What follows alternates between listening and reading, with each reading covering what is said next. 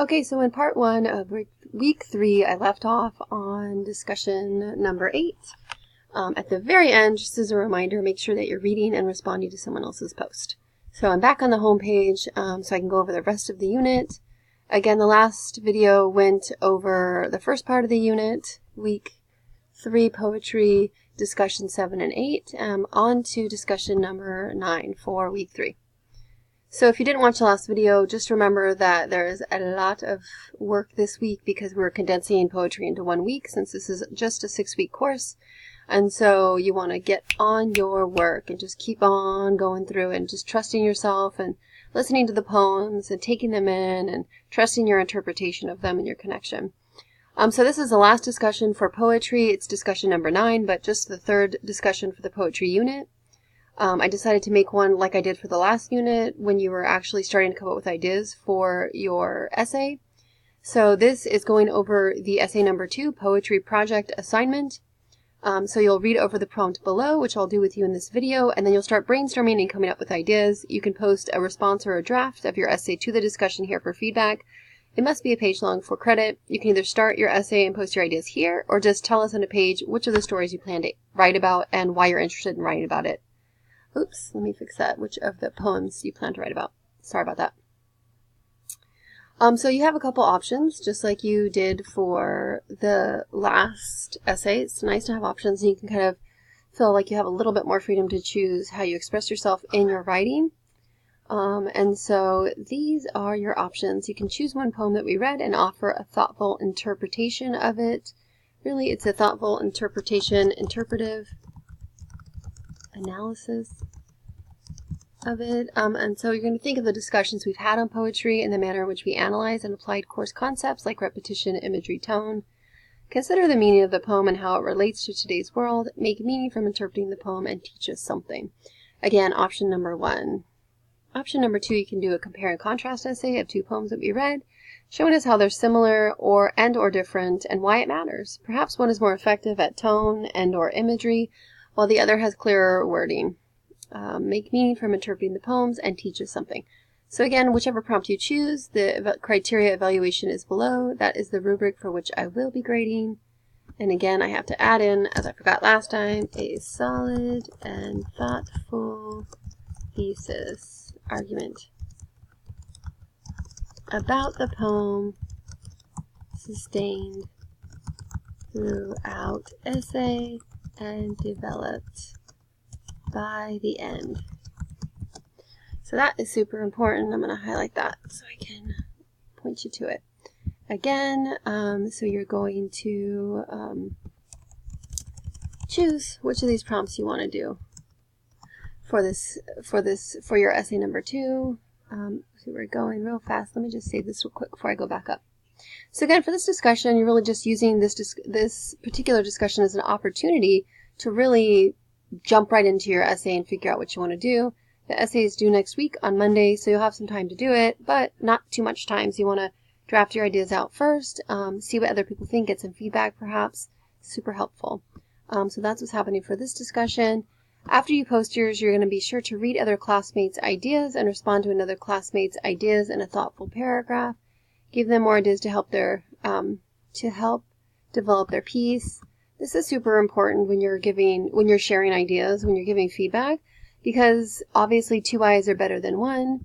You guys can collaborate and develop each other's ideas, and this is really, really useful because then you can actually see something that maybe you can point out something that the writer didn't see, or you can be given information about seeing something as the writer that the reader saw that you didn't. So again, giving feedback is super, super important. And so make sure that you read over posts, find someone who has yet to get feedback and give them some really great feedback in interpreting and helping them develop their interpretive analysis of the poem that they picked.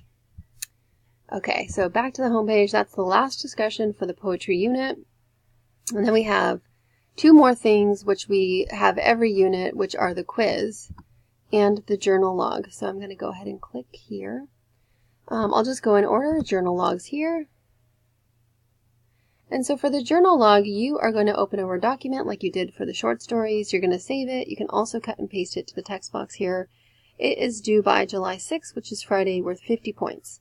So we are reading the following poems, the ones listed below. You will choose 3 of the poems and do 2 entries per poem. That is a total of 6 poetry journal entries.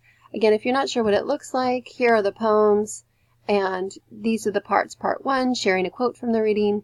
Part 2, connecting the quote to concepts of poem.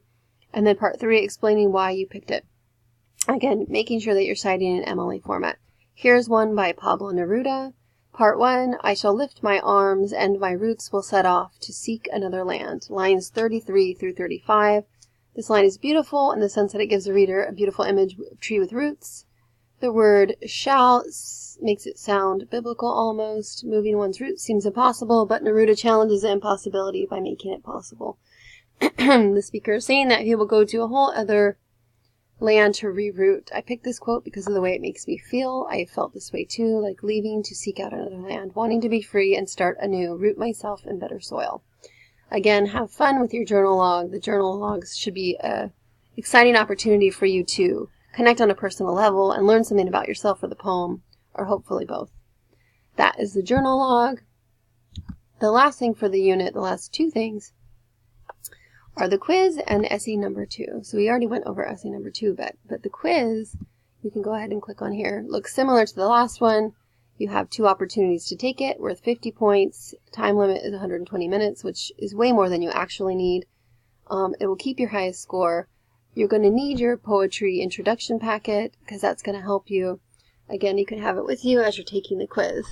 33 questions, total of 50 points. That is the quiz on poetry, due on Friday.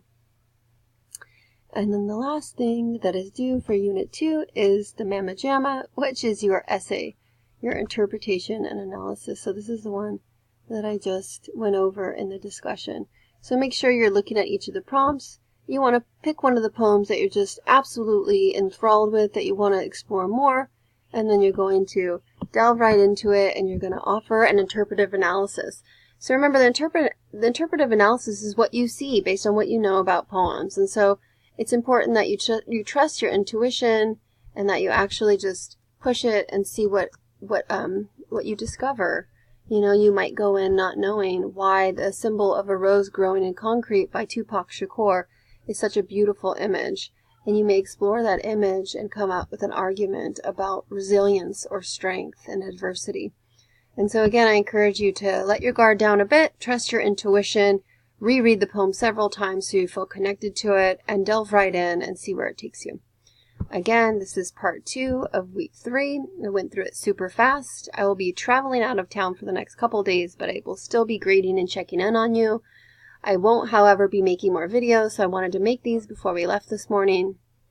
I hope that you're doing great. I know there's a lot of work, but the discussions are wonderful and inspiring, and I'm very proud of you for your hard work and your diligence this summer.